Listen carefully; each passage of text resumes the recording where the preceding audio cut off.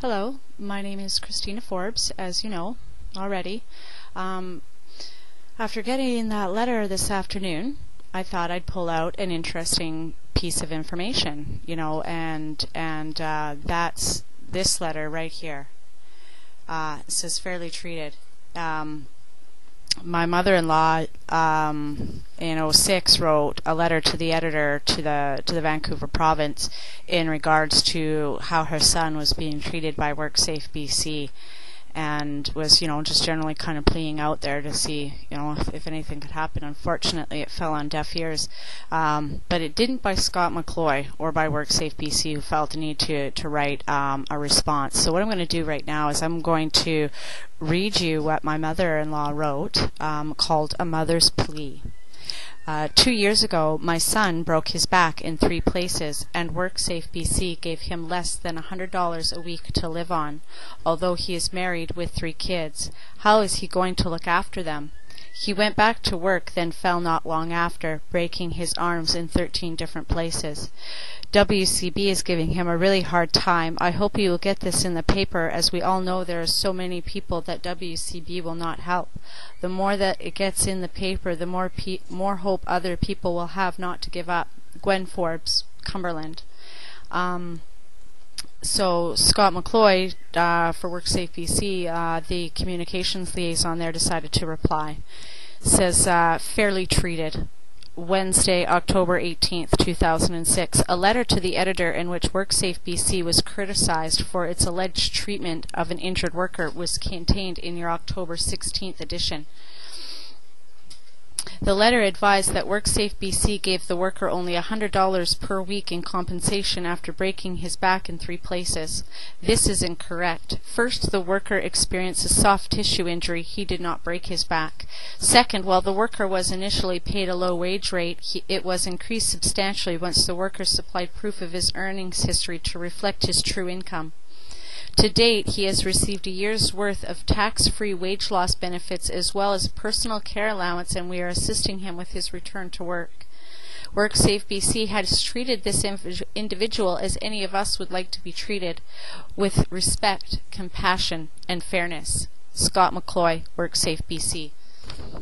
And that's that right there. Oh, sorry, pardon me. There's my mother-in-law's plea. And then we'll have a look. Oh, look, Scott McCloy, WorkSafeBC, fairly treated. Lawyer's notes beside there.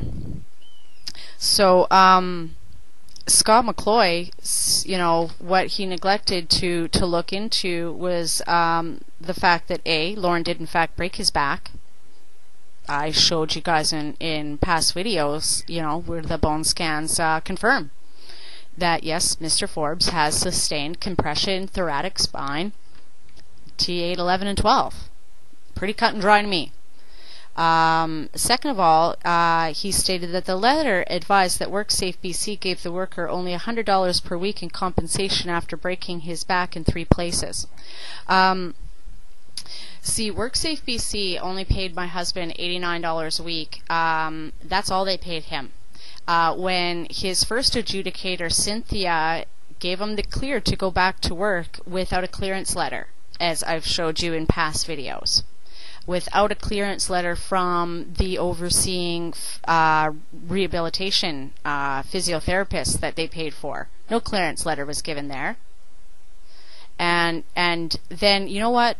He went back to work. Only $89 a week is what you fuckers were paying him. And then when he fell, shattered both of his arms, his wage loss was mysteriously misplaced. And as I've shown you guys, shit does get misfiled at WorkSafeBC, because we ended up with a Stephen Hills information in in Lauren's claim file. And I know other injured workers have ended up with other people's claim file information in their stuff.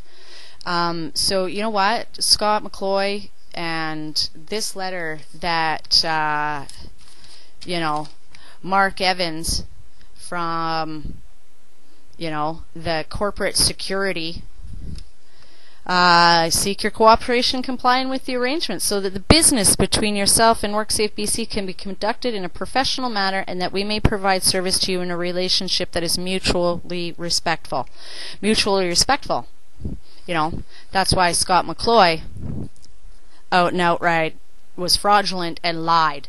If you're going to have a fucking spokesperson for your fucking insurance company speak on your behalf to a major newspaper media, you might want to make sure that the fucking guy's got all his fucking facts straight. Okay? Because you didn't, and then you allowed him to go and open his mouth and make a statement, and you know what? He looks like an ass. Because the videos that I've shown previous to this one clearly shown Lauren was not treated with compassion, fairness, or fucking respect, to the point that even his doctor was like, okay, this guy's beating his head against a brick wall here, what the fuck? A treating physician. One of many that WorkSafeBC has turned down, because you know what? They don't listen to a dang thing that Dr. Scruton pours her poor little heart out into. Or a wonderful Dr. Bell that's been working with Lauren, Like, no matter how many times she phones, no matter how many things she writes, they just seem to go from the fax machine right to the shredder. And that's not a joke. I swear to God, I think their fucking fax machine is hooked right up to their shredder. Because for some reason, they don't get anything that Lauren's physicians send them. But yet, Scott McCloy here, speaking on behalf of WorkSafeBC, saying that Lauren Forbes is getting treated with compassion, fairness, and respect like any other injured worker would like to be treated. You know what? There isn't too many fucking injured workers that have been treated with compassion, fairness, or respect, because if there was, there wouldn't be a need to have corporate security for WorkSafeBC. Corporate fucking security for WorkSafeBC, because they treat their injured workers with compassion, fairness, and respect. Well, you know what? You don't get corporate insurance because of disgruntled employees, that's for sure, because you're giving them fucking Starbucks and discounts at Ticketmaster. Lauren is off to do the last part of his exam today for the entrance into drafting. Now, from this letter here, that he got today, I'm assuming that he is to deal with all of his claim stuff through a Mr. Sidhu. Lauren's going to try and give them a call tomorrow. Unfortunately, we didn't get this letter until after 3 o'clock today, when I was able to check on the mail after waiting for the kids to get home from school. Where it goes from now, or what's going on, I'm assuming by the letter that they're still in business with my husband. Sorry, I didn't realize we were in business. I thought you were an insurance company that was there to take care of an injured worker, to take care of the injured workers. I didn't realize that injured workers were in business with you. I thought that was the injured worker's employer's job. Designer Drywall, the guy that employed Lauren beforehand. I thought those were the ones that were in business with you. The employer is the one that's in business with you, not the injured worker. They're not in business with you. Their job is to stay at home and rehabilitate, go to rehabilitation programs, and get back to work in a healthy, safety manner that they can be a contributing member to society.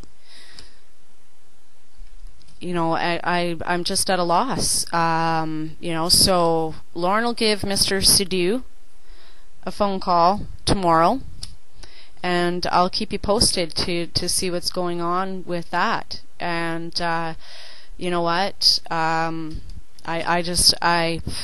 of the few times where I don't really have much to say, because I've got a headache behind my eye and it really hurts. And the stress and so on and so forth. So while Sheila was at Casey's enjoying her little 5 days off, because her job is stressful, as shafting injured workers can be a very stressful job, Lauren's plugging away, being compliant, like he always has been, Sheila. Thank you again, viewers, for watching the videos. It's been a busy day today. I'm going to be up there tomorrow, and I'm going to show you the reports where it says, Lauren's threatened to drive his Camaro through their building. No cop showed up at our door. Didn't get a letter from head security. Corporate security. Wow. Thank you very much. You have a lovely evening, and thanks again from the Forbes house. Bye-bye.